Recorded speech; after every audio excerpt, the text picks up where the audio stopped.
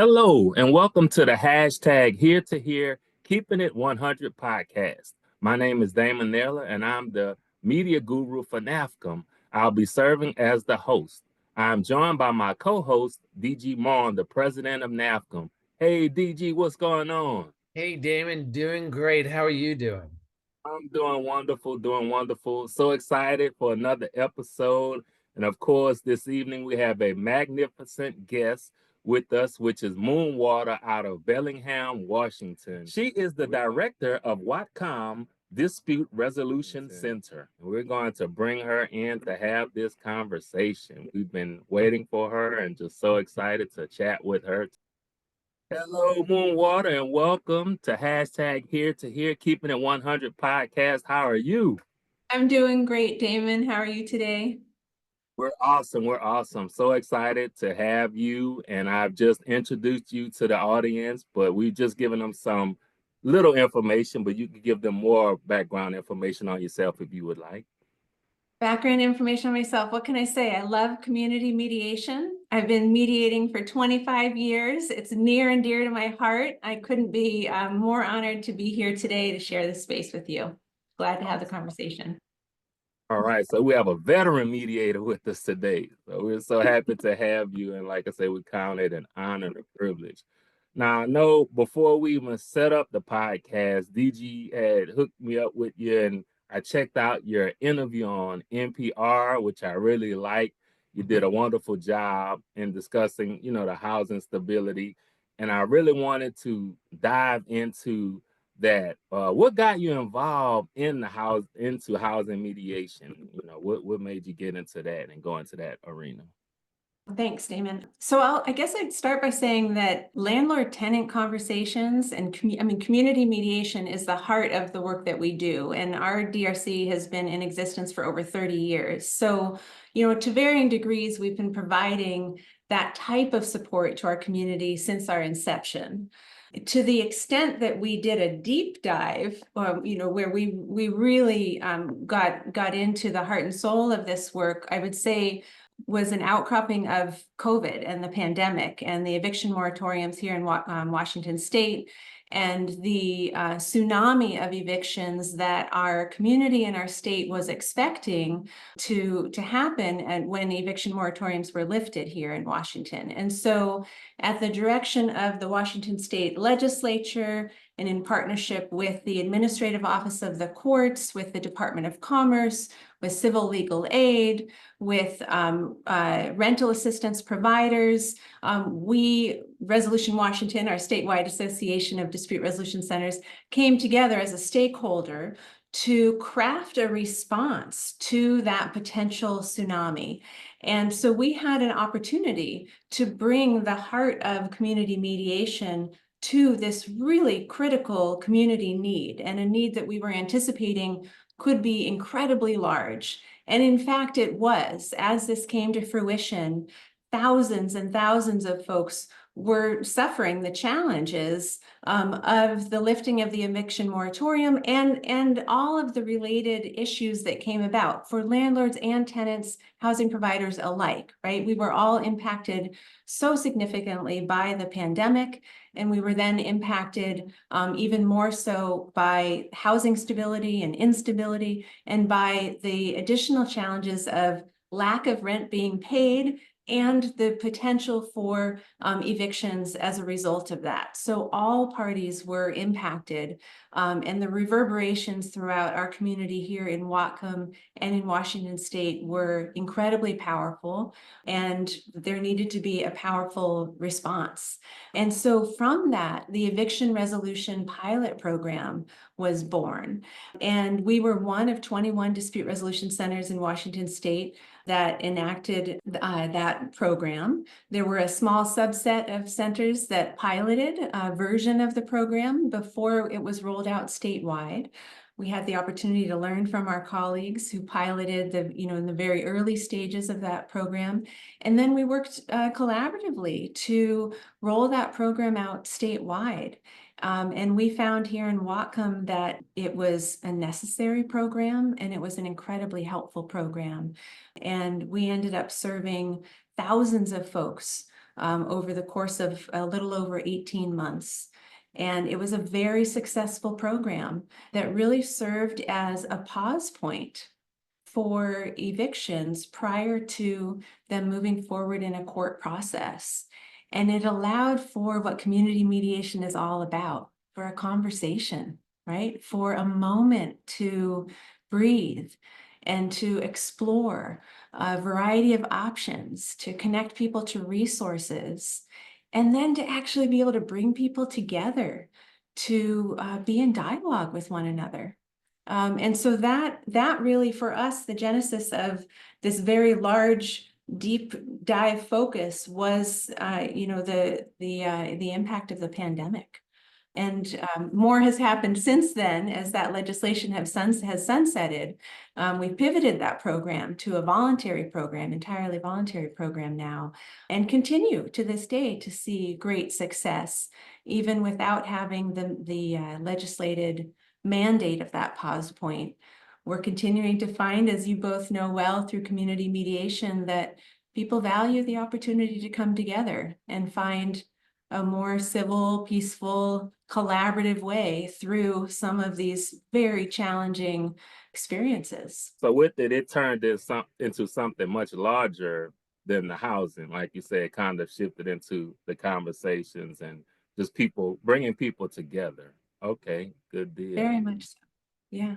And for us also, Damon and DG, it also created an opportunity for us to deepen some of our community relationships with the civil legal aid community, with rental assistance agencies, with the housing provider community, with the tenant community. Not only are we providing the service, but we're also deepening our relationships throughout the community, which will equip us for additional future challenges, whatever they may be.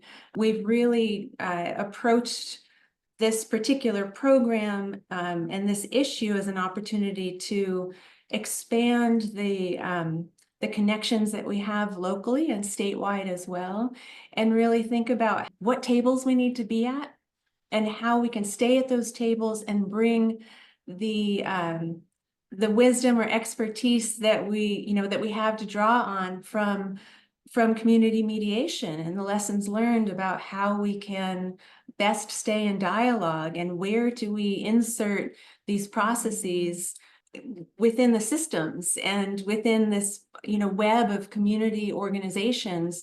Where and how can community mediation fit in to be part of the solution to these very large issues? They require large solutions, right?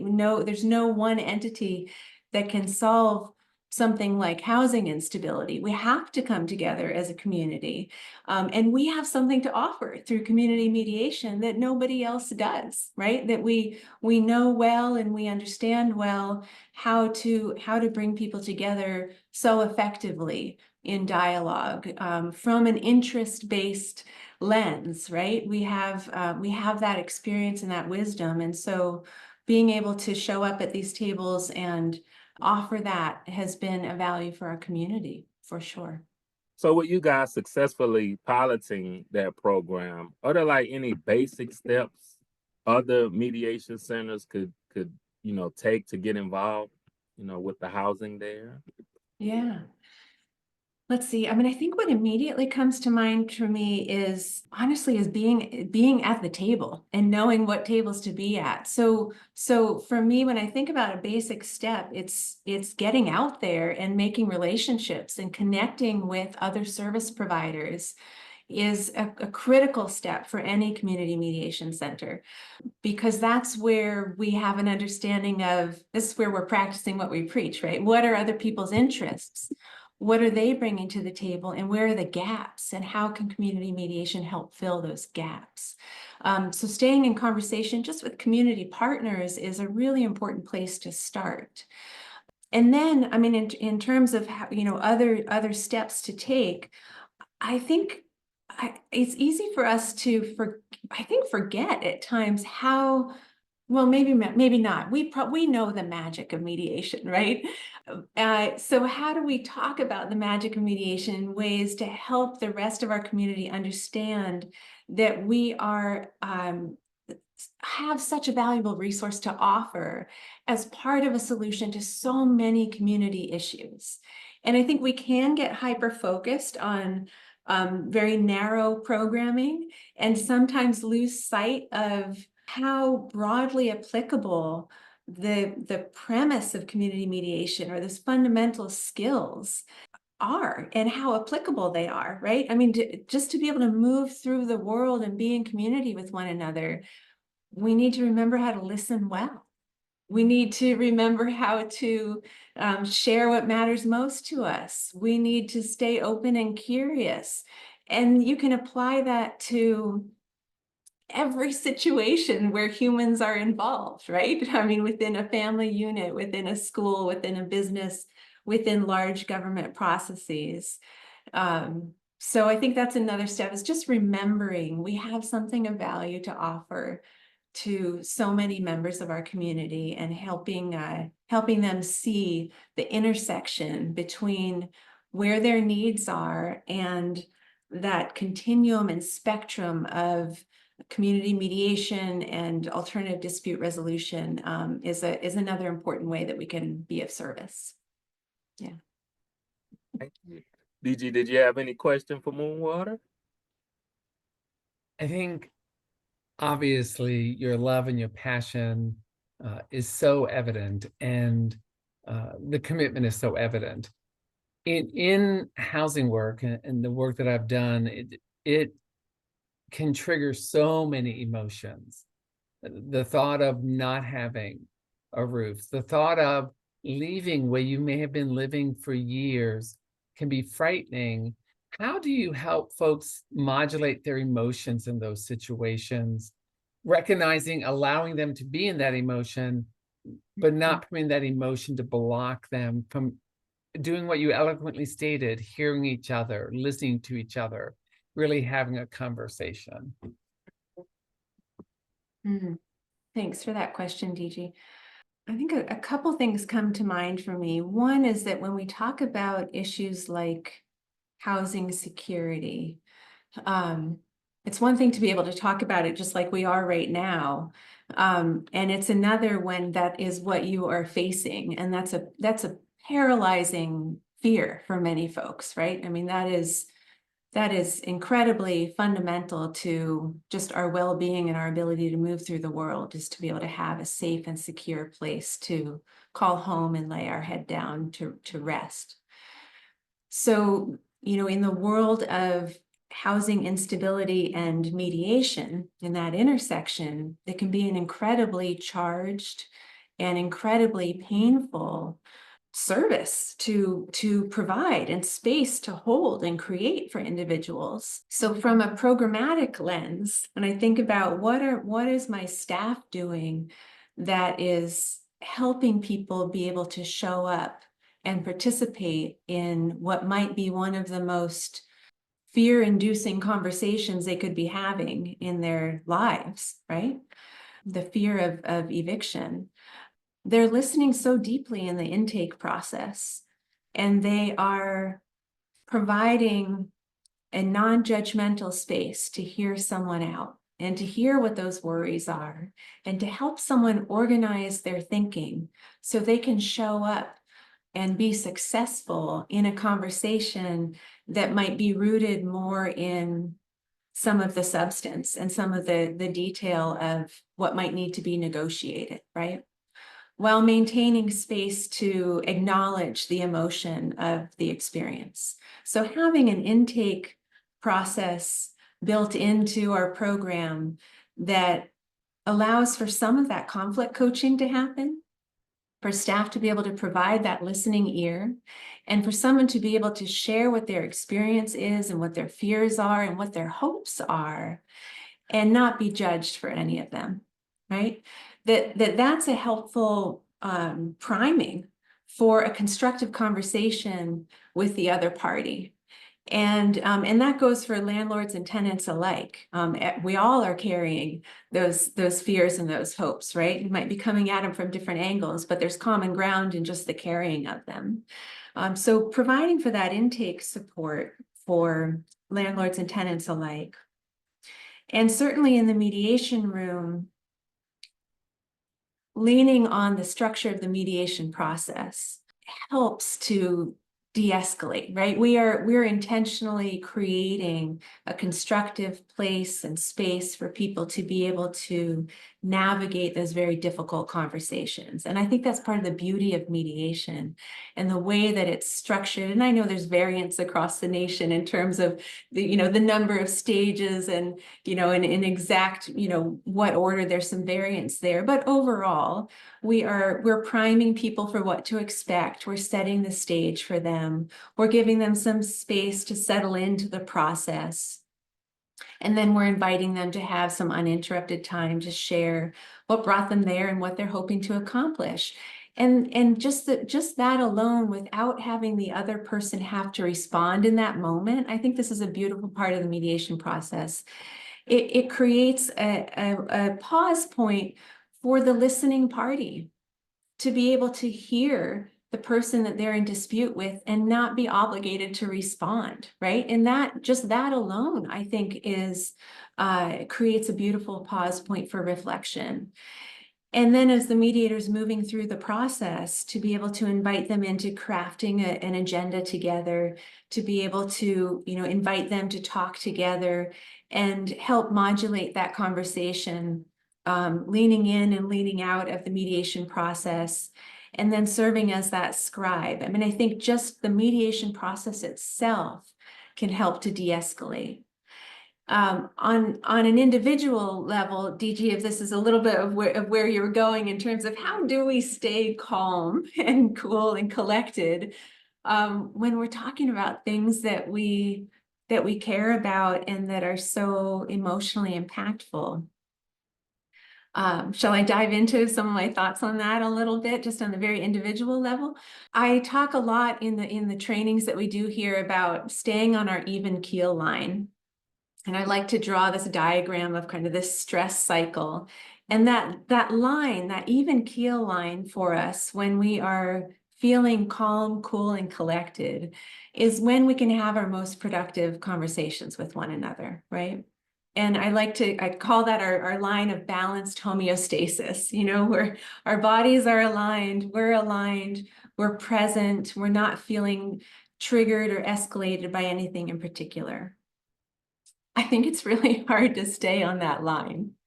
I think it's very difficult to honestly to be on that line for an extended period of time with all of the stressors that we're all navigating, on an ongoing regular basis.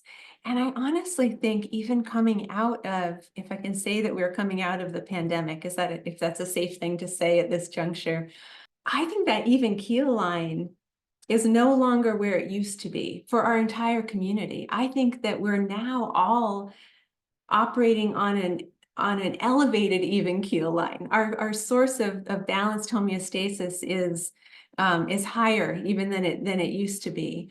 So how do we stay on that line?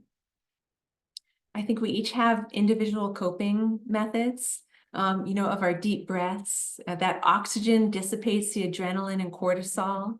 We've heard such wonderful research on the idea of generating oxytocin, the love hormone and the chemical. That's the science behind active listening, that when we engage in active listening with one another and we give someone our full and undivided attention, there's a little bit of trust and rapport that's built. And when we feel that trust and rapport with someone else, our bodies produce that oxytocin, and that dissipates the adrenaline and cortisol. So the beautiful science behind active listening is that we are generating that oxytocin in one another, and we're then helping ourselves stay as close to that even keel line as possible.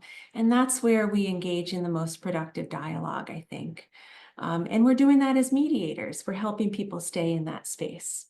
I think when we put that out there, it helps others who are going through these stressful moments take their own breaths. Thank you so much. Very much so. Thank you so much, Moonwater. I realized, Damon, that we're close to time. Right.